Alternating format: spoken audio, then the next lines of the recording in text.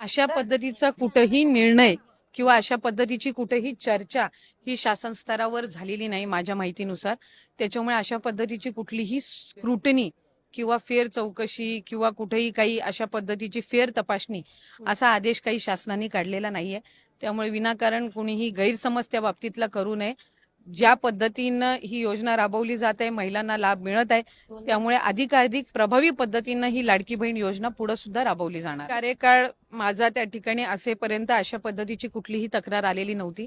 आत्ताही अशा पद्धतीची कुठली तक्रार या 1-1.5 महिन्याच्या कालावधीमध्ये आली असेल तर मला त्या संदर्भातली काही माहिती नाही.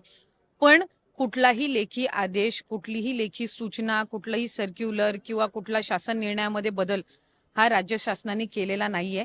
त्याच्यामुळे अशा पद्धतीनं कुणीही गैरसमज पसरवूही नाही आणि कुणी करूनही घेऊ. खरं तर आपण जर आज लाभार्थ्यांची संख्या बघितली तर ती 2,35,00,000 पेक्षा अधिक आहे. बहुतांशी 90-99% जी काही स्क्रुटिनीची प्रोसिजर आहे ही त्याही वेळेला केलेली होती. बऱ्याचशा वेळेला डीबीटी आम्ही करत असताना जर एखादी कुठलं फ्रॉड आढळलं तर ते आम्हाला त्यावेळेला लक्षात यायचं आणि तशा पद्धतीनं ते डीबीटी थांबवलं जायचं.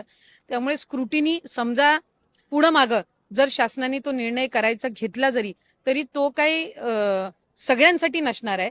एखादी जर कुठली तक्रार आली, एखाद्या जिल्ह्यातली जर काही ठराविक लाभार्थ्यांच्या संदर्भातली जर तक्रार आली तर त्या संदर्भातली स्क्रुटिनी करायची का नाही, कशा पद्धतीने करायची, हा शासन त्यावेळेला निर्णय घेईल. असा काहीही विचार सुरू नाहीये.